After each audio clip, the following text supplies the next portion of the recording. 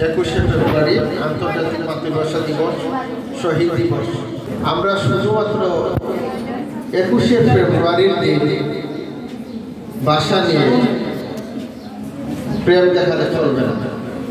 ভাষাটা লালন করতে হবে, ধারণ করতে হবে, বাহন করতে হবে।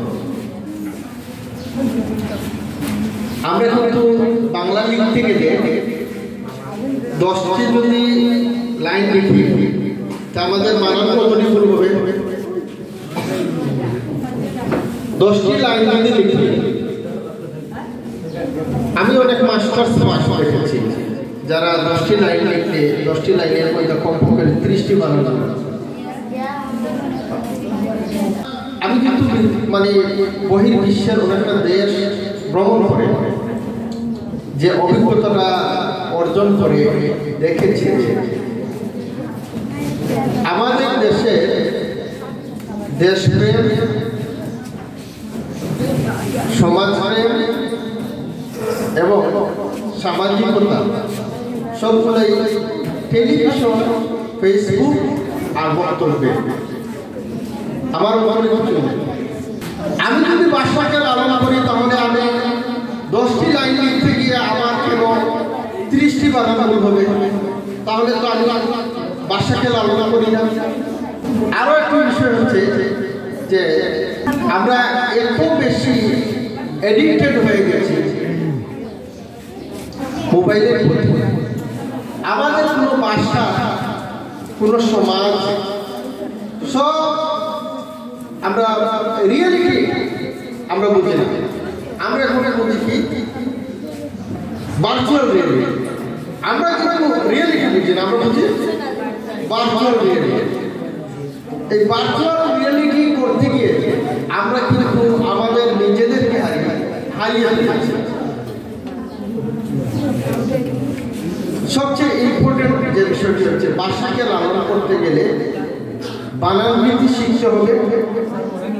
ভাষা যে ভাষায় বাংলা ভাষাকে লালন করতে হলে বাংলা ভাষা শব্দ ভাণ্ডার সম্পর্কে ধারণা থাকতে হবে, বানান ভিত্তি সম্পর্কে মোটামুটি ধারণা থাকতে হবে, বাংলা ভাষার গল্প উপন্যাস সম্পর্কে ন্যূনতম ধারণা থাকতে হবে। আমার মনে হয় আমাদের এই যে শিক্ষার্থীরা আছে যারা একজন দাঁড়িয়ে 5 জনের উপরে কবির নাম বলতে পারে, যে আমি 5 জন কবির নাম মানে একদমে বলে যাব, আমার মনে হয় না যে এখানে 5 জন কবির নাম বলার মতো শিক্ষার্থীর জায়গায় আরো সমস্যা আছে আমাদের। আমরা কিন্তু আজকে নজরুল প্রেম ভুলে গেছি, রবীন্দ্রনাথকে ভুলে গেছি। আমরা কিন্তু রূপসী বাংলার কবি জীবনানন্দকে ভুলে গেছি। আমরা কিন্তু কবিদেরকেও নিয়ে রাজনীতি শুরু করেছি, যারা এই বাংলার সংস্কৃতিকে লালন করেছে, সাধন করেছে, ধারণ করেছে, বহন করেছে। আজকে কিন্তু আমরা তাদেরকে চিনিও না। সুতরাং বক্তব্য যতই দেয়, টেলিভিশন যতই দেখায়, ফেসবুকে যতই প্রেম দেখায়, শহীদদের প্রতি, ভাষাবিদদের প্রতি, ভাষার প্রতি আমাদের সব প্রেম ভার্চুয়ালি থেকে যাবে, রিয়েলিটি হবে না, কোনোদিনই রিয়েলিটি হবে না। আমাদের জ্ঞান ভান্ডার আমরা মনে করি আমি যা জানি না পৃথিবীর কোনো মানুষ তা জানে না। আমি সব জানি, সব জানতার সংসার।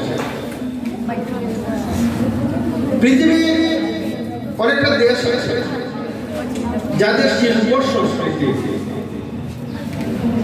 আমি অনেকটা দেশে এমন দেখেছি, স্কুলে গিয়েছি, অ্যাসেম্বলির সময় প্রত্যেকটা দেশে কিন্তু অ্যাসেম্বলি হয়। অ্যাসেম্বলির সময় আমি কিন্তু মিথ্যা বলছি। অ্যাসেম্বলির সময় আমি দেখেছি যে বাচ্চারা কিন্তু বুকে হাত দিয়ে কান্না করে। এমনকি নেপালে দেখেছি যে তাদের দেশপ্রেমকে দেখে আমি মানে হতবাক, আমি নিজেকে হতবাক মনে করি যে আমি নিজেও যখন স্কুলের শিক্ষার্থী ছিলাম তখন ওই সামনের সারির কিছু শিক্ষার্থী জাতীয় সঙ্গীত মনোযোগ দিয়ে শিক্ষকের বইয়ে, অ্যাসেম্বলি শিক্ষকের বইয়ে, শরীরচর্চা শিক্ষকের বইয়ে সামরিক শিক্ষার্থী মনোযোগ দিয়ে জাতীয় সঙ্গীত পরিবেশন করছে।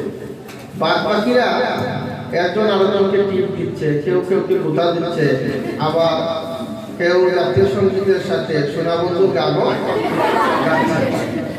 কিন্তু বহির্বিশ্বের অনেক দেশ রেখেছে যাদের বাচ্চারা সাথে শিক্ষকও কিন্তু বুকের হাত দিয়ে অজুর দ্বারায় চোখের পানি পাচ্ছে। তাদের দেশকে বেশি না আমাদের দেশকে বেশি। এই দেশকে এগিয়ে নিতে হলে আমার কেন জানি মনে হয় না আমরা যে আগামী আরো 500 বছরে আমরা চূড়ান্ত লক্ষ্যে পৌঁছাতে পারব। আমাদের দেশকে পাচ্ছে বললাম সব আমি মালদ্বীপের একটা বাচ্চাকে জিজ্ঞাসা করেছিলাম, সে সবসময় মানে মালদ্বীপের কিন্তু 80% মানুষ ইংরেজিতে কথা বলে, তারা নিজেরাও ইংরেজিতে কথা বলে, কিন্তু তাদের দেশে আবার তাদের ভাষা তারা আবার তাদের চর্চা করে। ইংরেজিতে আমি একটা বাচ্চাকে জিজ্ঞাসা করেছিলাম নবম শ্রেণীতে, তুমি সবসময় ইংরেজিতে কথা বলো, তোমরা নিজেরা নিজে না, কিন্তু একসময় তোমাদের ভাষা হারিয়ে যাবে। বলে না, আমরা ভাষাতে যখন যাই গড়ে যখন যাই তখন আমরা আমাদের ভাষায় কথা বলি, আর আমরা যখন বাইরে শহরে আসি তখন আমরা ইংরেজিতে কথা বলি। কারণ আমাদের দেশটা চলে বহির্বিশ্বের মানে বিভিন্ন ডোনেশনে, এবং বহির্বিশ্বের মানুষ আমাদের দেশে ট্যুরে আসে। টুরিস্টদেরকে অনুপ্রাণিত করতে, টুরিস্টদেরকে আমরা টানতে, আকর্ষণ করতে, টুরিস্টদেরকে আকর্ষিত করতে আমরা সবাই ইংরেজি ভাষা শিখেছি, যাতে টুরিস্টরা এসে আমাদের দেশে কোনো ধরনের অসুবিধা না করতে পারে। এখন দেখো তাদের কৌশল। আর আমাদের 1 থেকে অনার্স পর্যন্ত ইংরেজি সাবজেক্ট কম্পালসরি। আমরা তো ইংরেজি তোমার 10-12টা ওয়ার্ড আমরা কিছুই জানি না। আমাদের 10ম শ্রেণীর শিক্ষার্থী, 11-12 শ্রেণীর শিক্ষার্থী ইংরেজি রিডিং করতে পারে না, এমনকি বাংলাও রিডিং করতে পারে না। তাহলে লম্বা বক্তব্য দিয়েও লাভ নেই, বেশি বুঝিয়েও লাভ নেই। ভার্চুয়ালি আছে, ভার্চুয়ালি থাকি। কবি বলে গিয়েছিলেন যে আমাদের দেশে হবে সেই চলে বলে। আমি তো অপেক্ষায় থাকলাম যে সেই ছেলেটা কবে আসবে, মরার আগে অন্ততপক্ষে দেখে যেতে পারি কিনা সেই ছেলেটাকে। ধন্যবাদ সবাই।